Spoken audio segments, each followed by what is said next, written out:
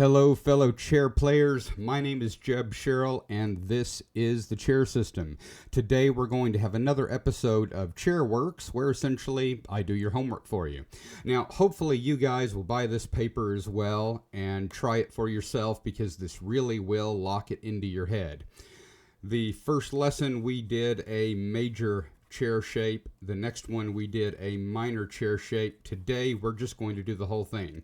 We are going to use everything we learned in the first two lessons to fill out the entire fretboard and show you an entire G E minor scale, because this is going to be both G and E minor, and I want you to look at it that way. All we need is one additional rule, and that is the as above, so below rule. This is part of the reason that we do a pentatonic shape instead of a diatonic shape, because it really does make this a whole lot easier when everything is just in threes and twos. You just look at the whole fretboard as threes and twos, and above and below every three is a two, and above and below every two is a three. I'll show you exactly how that works. First of all, we are going to add in the bridges. So 1, 2, 3 places, 2 frets in between, 1, 2, 3, 1, 2, 3, 1, 2, 3, and above is exactly the same, 1, 2, 3, 1, 2, 3, 1, 2, 3, 1, 2, 3, 1, 2, 3, and 1, 2, 3. Now we have our bridges, and all we need to know is, again, that above and below every 3 is a 2, and above and below every 2 is a 3. So this one we don't really have to do anything with because it's off the fretboard, but here we have a 2, above that is a 3, so we know that this is the back of a chair. And there would be another one up there, but we don't have to do that. There's also going to be one right here. Why? Because that is a chair with a seat, so you don't fall in the shark tank. Over here we do the exact same thing. We've got a 2, so above that is a 3. So 1, 2, and 1, 2. That's the back of a chair, because there's a back of the chair on the front of the chair and a front of the chair on top of the back of a chair. See, we're just making another chair. This is going to be our first broken chair, a chair that is deformed ever so slightly by crossing that B string. We're going to come here. We have the front of a chair, so here must be the back of a chair. So we've got here up 1, 2, up 1, 2 again, and once more we have the back of a chair. If you wanted to, just for the heck of it, you could mark another chair out here, because if there was another string, there would just be another chair. This is the reason that if you have a 7-string guitar, an 8-string guitar, or whatever, this pattern just keeps going.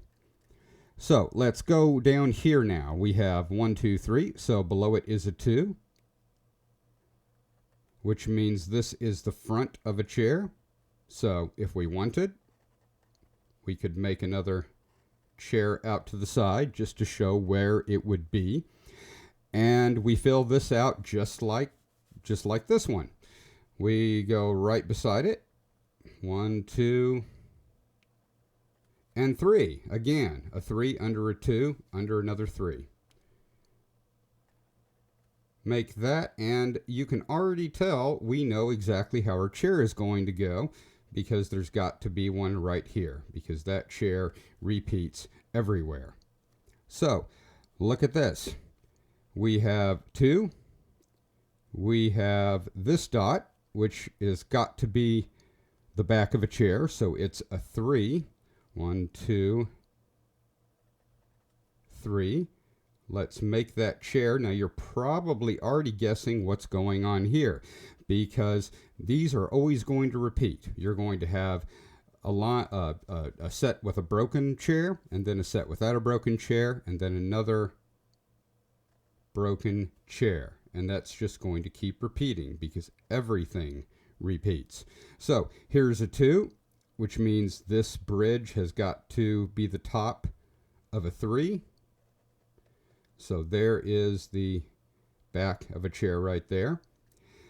And all we do is the same thing we did before. We come down from this and go 1, 2, 3 positions, which is a tone and a half or a whole step and a half, or however you want to phrase that. We come here, 1, 2, 3, 1, 2, 3, 1, 2, 3, 1, 2, 3, and 1, 2, and 3. And we just repeat the process. We have a 2, so it's got to be on top of a 3. So 1, 2, 3. A 3 is the back of a chair.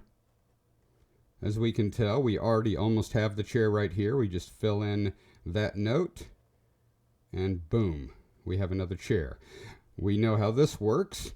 There's a 2, so under it must be a 3, not to mention we already know that a chair goes right beside another chair, so that's pretty easy. We fill that in. Oh, and look, we just add this one in once more, and we have another chair. Hopping down here, we know that this is a 2. Underneath it has got to be another 3. Really quite simple. We can already see the chair shape right there, so we just fill that back in and the front in and give it a little seat. Once more, make your bridges. Come down 1, 2, 3. 1, 2, 3. 1, 2, 3. 1, 2, 3. And there you go. Now, we've almost polished off the entire thing. Here's the back of a chair. This has got to be the front of a chair. So here we are. That's a front. This would be a chair if we were playing a 7-string, so why not? Let's do this again. Oh, this is pretty simple. We already know that we've got a chair going here, and that it would keep going if we had more frets. And there it is, the entire fretboard done in the exact same way as these two, except that this is a G, E minor shape. It's just the entire shape. You can look at it as either G or E minor, G minor being the relative major, all that good stuff, blah, blah, blah. And in the next episode, we are going to try something a little different so that you can start getting used to just doing this yourself and marking out the entire fretboard, again, with this one easy shape. My name is Jeb Sherrill, and I will see you guys on the next episode.